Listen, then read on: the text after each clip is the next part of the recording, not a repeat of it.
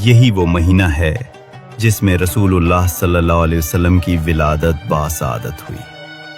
مسلمانوں کے نزدیک یہ مہینہ سراپا رحمت ہے۔ اس مہینے کو خوشی، عقیدت اور محبت کے ساتھ منایا جاتا ہے، لیکن اصل مقصد یہ ہونا چاہیے کہ ہم حضور صلی اللہ علیہ وسلم کی تعلیمات کو اپنی زندگی میں اپنائیں۔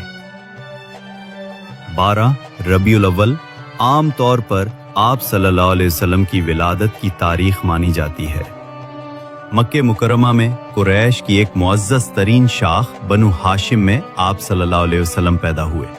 اس وقت عرب جہالت میں ڈوبا ہوا تھا، بت پرستی عام تھی، عورتوں کو حقیر سمجھا جاتا تھا، قتل و غارت گری روزمرہ کا معمول تھی، طاقتور کمزور کو رون ڈالتے تھے۔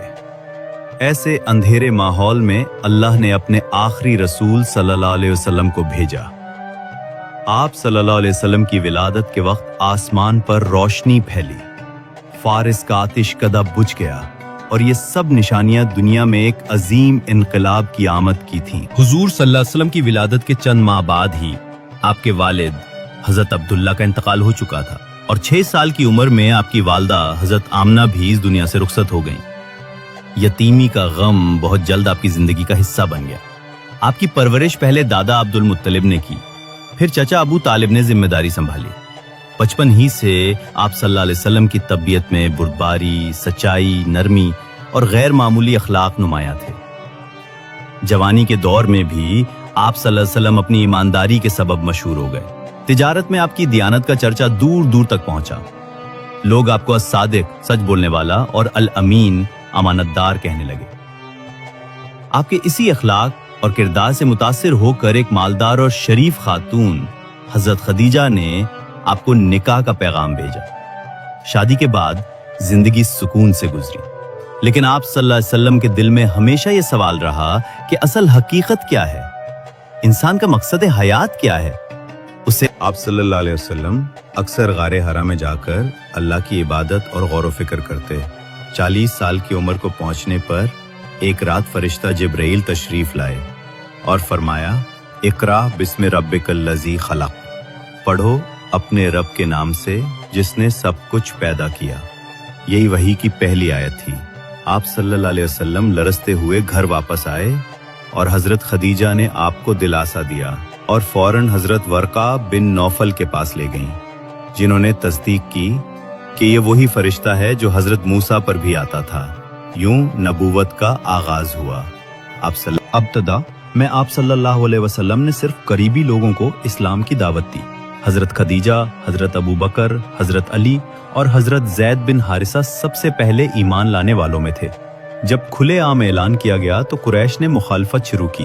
آپ صلی اللہ علیہ وسلم کو طرح طرح کی اذیتیں دی گئیں۔ شیب ابی طالب میں معاشرتی بائیکاٹ ہوا، مگر آپ صلی اللہ علیہ وسلم اور صحابہ نے صبر کیا اور دین پر ثابت قدم رہے۔ جب مکے میں ظلم بڑھ گیا تو آپ صلی اللہ علیہ وسلم طائف گئے تاکہ وہاں کے سرداروں کو دعوت دیں، لیکن انہوں نے آپ صلی اللہ علیہ وسلم کو ستایا اور پتھر مارے۔ آپ صلی اللہ علیہ وسلم زخمی ہو گئے، لیکن پھر بھی بددعا نہ دی، بلکہ فرمایا، اے اللہ ان کو ہدایت دے کہ یہ نہیں جانتے۔ یہی نبی صلی اللہ علیہ وسلم کا بلند اخلاق تھا۔ اس دکھ اور آزمائش کے دور میں اللہ نے آپ صلی اللہ علیہ وسلم کو معراج عطا کی۔ آپ صلی اللہ علیہ وسلم کو راتوں رات مسجد حرام سے مسجد اقصی اور پھر آسمانوں کی سیر کرائی گئی۔